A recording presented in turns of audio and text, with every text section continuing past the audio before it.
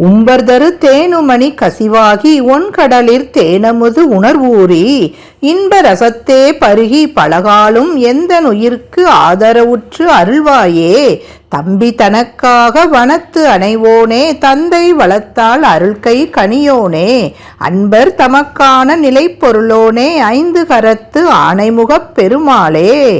விண்ணவர் உலகிலுள்ள கற்பக மரம், காமதேனு, சிந்தாமணி இவைகளைப் போல் ஈதற்கு என் உள்ளம் நெகிழ்ந்து ஒளிவீசும் பார்க்கடலில் தோன்றிய இனிய அமுதம் போன்ற உணர்ச்சி என் உள்ளத்தில் ஊறி இன்பச் சாற்றினை நான் உண்ணும்படி பலமுறை என் உயிரின் மீது ஆதரவு வைத்து அருள்வாயாக.